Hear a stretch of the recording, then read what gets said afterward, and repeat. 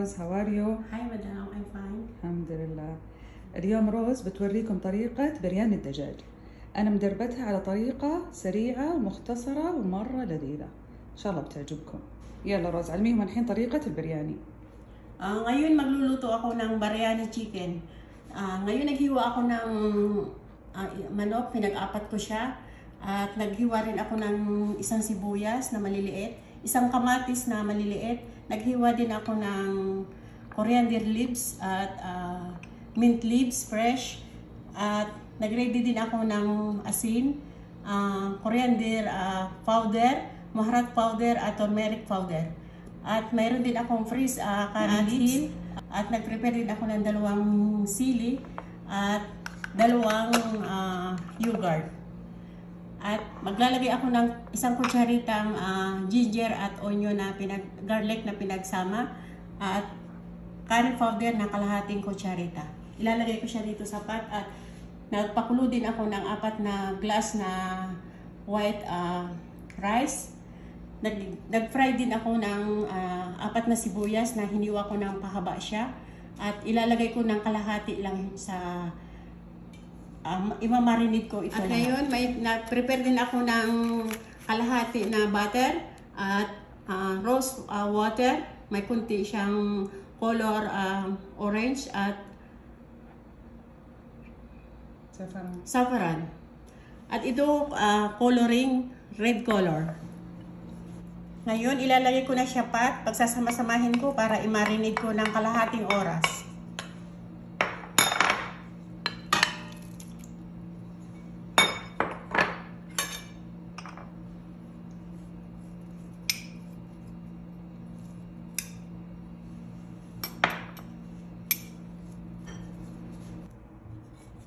Ngayon, imimix ko na din yung mga spicy niya.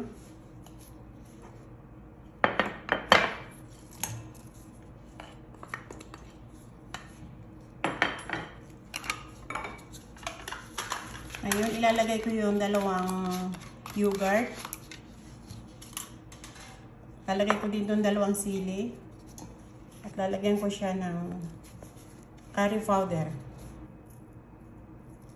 Ngayon, lalagyan ko din siya ng hiniwa ko maliliit na ginger at garlic. At i-add ko rin yung pinag-fry ko na Ngayon, i-add ko rin yung kalahati ng pinaray ko na sibuyas. Ngayon, imimix ko na siya para i-marinate ng kalahating oras at i-keep aside ko siya. At katapos ng after half hour, saka ko siya iluluto ng kalahating oras. Ngayon, after 30 minutes marinade, isasalang ko na siya sa apoy ng 5 minutes, malakas yung apoy niya. After 5 minutes, ilalagay ko na sa kalahati yung apoy niya.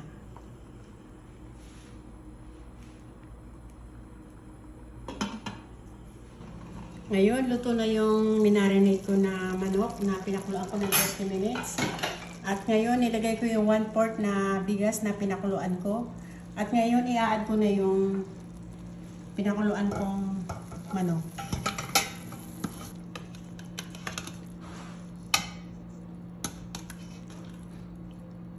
Mailagay ko yung manok, i-add ko na yung tirang pinakuluan kong bigas.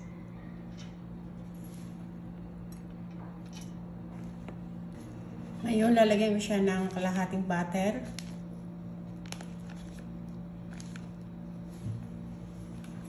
At i-add ko sa ibabaw yung rose water. Lalagyan ko din siya ng red coloring, 1 puno sa takip niya. Yun, i-add ko na yung kalahati ng coriander leaves at mint leaves. At last, ilalagay ko ng kalahati ng pinirito kong sibuyas. Babalik ko siya sa apoy ng mahina lang yung apoy niya, yung heat, mahina ng kalahating oras.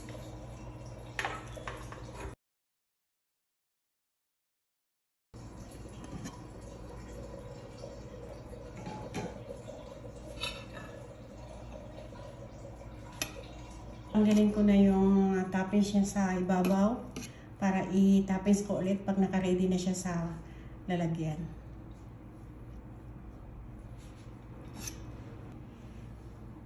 At ngayon, i-arrange ko na siya sa lalagyan. Ilagay ko muna sa ilalim yung kanin.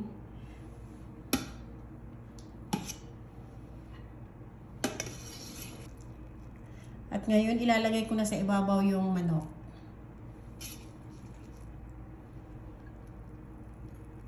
I-decoration ko na yung toppings niya ulit sa ibabaw para magandang tingnan. Ngayon, naka-ready na yung biryani chicken at ngayon magagawa ako ng salad na cucumber at ilalagay ko ng sabadi with mint leaves dry.